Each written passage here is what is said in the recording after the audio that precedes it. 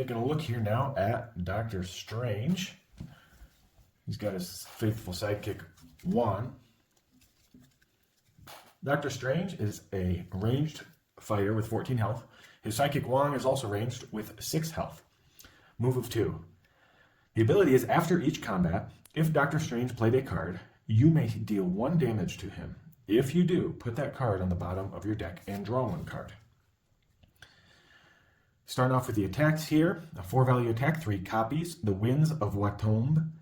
After combat, your opponent places Dr. Strange in a starting space. Place the opposing fighter in another starting space. All players shuffle their decks. And then we have another Dr. Strange only card here, and it is a 3-value versatile, 3 copies, the 7 Sons of Cinnabis. If the value of this card is above 7, ignore its value. During combat, you may blind boost this card up to 2 times. 2-value versatile, 2 copies, Cloak of Levitation. During combat, if Dr. Strange is adjacent to the opposing fighter, ignore the value of your opponent's card. 2-value defense, 3 copies, the Mists of Munupur. Immediately discard your opponent's card. They reveal cards from their deck until they reveal an attack or versatile card that they can play. They play that card and randomly put the rest of their revealed cards on the bottom of their deck. And into his schemes, the Eye of Agamotto, 2 copies, shuffle your hand into your deck. Draw 5 cards, gain 1 action. No, really, I'm a doctor. Reveal a card from your hand and put it on top of your deck. Dr. Strange or a friendly fighter adjacent to him recovers health equal to that card's boost value. 2 copies, 3 boost. The Bolts of Balthak. During combat, you may blind boost this card. After combat, if you won the combat, gain 1 action. It's a 2-value any attack, 3 boost, 4 copies in the deck. Another any 4-value is the Rings of Ragadur. 3 copies. After combat, if you won the combat, your fighter and each friendly fighter adjacent to them recover health equal to the damage dealt. Feint, 2 copies. Immediately cancel effects on your opponent's card. 2-value versatile. 2-value versatile, any Master of Camouflage. During combat, if Dr. Strange and Wong are adjacent, this card's value is 4 instead. 3 copies. And then lastly is the Wong only versatile 2-value card, the Steadfast Disciple. 3 copies. After combat, if Wong is adjacent to the opposing fighter, deal 1 damage to the opposing fighter and draw 1 card.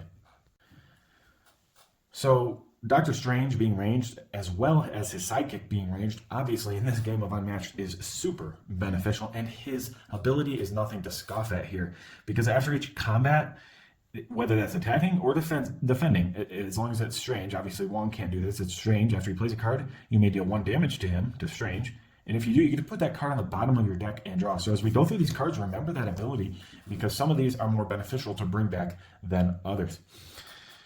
You know what's on the bottom of your deck usually too, unless you shuffle it. So if you're putting a card on the bottom of your deck and you're drawing a card, you can write down, remember, whatever, what cards you have in order. But you do have cards that shuffle up your deck, so that could be problematic. So with that in mind, let's take a look here at what he can do, starting with the Bolts of Balthak. It's an any card, which is very important as well, because that means Wong can go in and use this. It is a blind boost card. You may blind boost it, so you don't have to, which is important as well, because most times you do not want to blind boost this card, because blind boosting will make you deck out faster. You might lose cards that you really want or really need, for example. And then if you won the combat, you gain an action. So there are cases where gaining the action might be beneficial and you might want to do it. And there are 4 copies. This is a 3 boost that will be important later as we go through the deck as well, and with that card, because if you're blind boosting, this can get up to a 5. Then we have here the Winds of Watomb. This is kind of a hit and run kind of card, and I'd say use it when they have many cards in their hand. So if they have a ton of cards in their hand, you can use this. You can place both of you in a starting space. They're on the other side of the map usually. Obviously that is map dependent, but usually they're on the other side of the map. They have to boost to get to you, or they can't even get to you. And so that's how I recommend using that card. The Rings of Ragadur. Again, Wong or Strange can use this card, and it's great for 1 health weak sidekicks, because if you would recover 4 health if successful, or you would recover 4 health if you're successful with this. So when you win combat, your fighter and each friendly fighter adjacent to them recover health. Each friendly fighter as well. That means in the solo game that Wong would be recovering that much as well. So you attack some sidekick, for example, one of Squirrel Girl's squirrels. You attack that and win, you're recovering 4 health because they're probably not defending. a little squirrel. And if they are, they can't take 3 of those in a game, most likely. So when also they know that that could happen.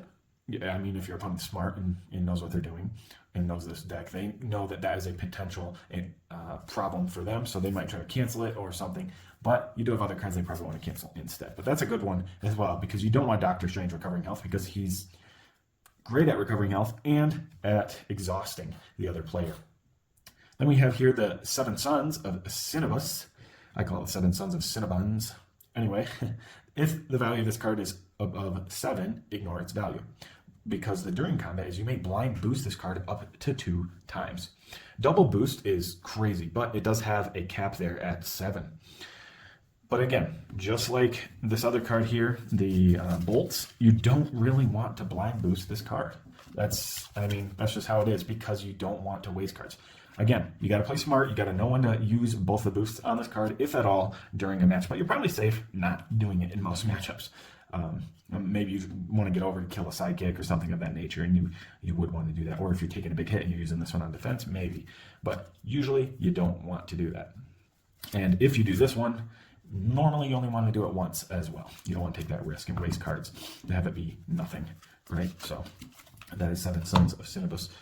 Moving right along for his versatile cards here, Cloak of Levitation. If he's adjacent to the opposing fighter, you're ignoring the value of your opponent's card, and we know how strong that can be if it's not canceled or fainted. The positioning when using this card is key against ranged fighters, as you're ranged as well, but you can pretty much just keep that in mind. It's not hard to get the positioning, but you might forget to do that when you need to use this card. Recursion for this is ideal. So if they're attacking you, you get to ignore their value. You take a damage, but you recursion this, essentially, right? So this number here won't really matter if you're ignoring the value, but be careful about offensive attacks into him. Then here we have the Master of Camouflage. I believe that's how you say it. Keep your fighters close with this card. Obviously, it's pretty self-explanatory. If they're adjacent, it's a 4, and you don't have super high defense values, but this could become a 4 defense, and no, I'd recommend using this for defense. And if you want to keep Wong alive, use it for him, but I'd say use this mostly for Dr. Strange. And then Feint, this is also nice to recursion against certain matchups. I mean, imagine recursion, you only have 2 copies, but imagine getting this back from Bruce Lee attacks, over and over. That's just one example. Then we have the Mists. It's a 2 value, and that obviously sucks, and it's only defense, so that is even worse than a versatile. But the effect on this is actually insane. It's long to read, but you're essentially, you discard your opponent's card, and so a discard, always nice. Then they're revealing cards from the deck and they play one that they can play. So it's literally a gamble, but that random discard is really what you want, and they play the random one. And you can also recursion this card as well. But it could potentially be bad. Obviously, you don't want to play when you're super low on health, because you could just eat something. Or maybe you're playing against, like, I don't know, Tomoe, and they play their 7 at you. See, that would kind of suck. But normally, it's good because you get the discard. And that's what you want, because then you're exhausting them, and he wants to exhaust the opponent. The Eye of Agamotto here is shuffle your hand into your deck, and then you draw 5 cards and gain an action. It doesn't seem that powerful if you just read it right off, if you don't know the game extremely well, but this is useful, very useful, when you have 7 cards at the start of your turn, because you can maneuver and then just simply play this card and only have 5 cards in your hand, right? So it's like a super pass. I would call it like a super pass. Yeah, it's quite amazing for a pass. Don't sleep on this card. It's like one of the essential cards that you use to win games. The Eye of Agamotto. That one and this one also, because this is another one of those healing cards. You reveal a card from your hand and put it on top of your deck. So something you can do with this is, for example, if you have the bolts in your hand or maybe 7 Suns, you could put something on top, like another bolts, and then you have the bolts in your hand. And you would know that when you blind boost this card, that's going to be +3, guaranteed. So you can guarantee some of that and mitigate that with, no, really, I'm a doctor. And because you're ranged, you could potentially do that in the same turn easier than, say if you were melee.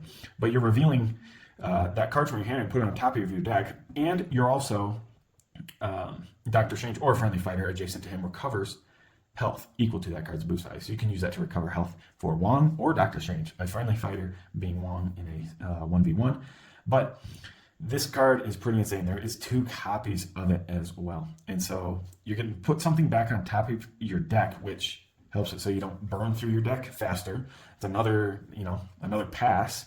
And you are healing, which, at 14 health, healing is nice, especially if you're going for an exhaustion game as well. So don't sleep on this card either. Both these schemes, quite amazing schemes for him. And then we have probably the first and only unassuming card in the deck. It's a Wong only card, and there are 3 copies.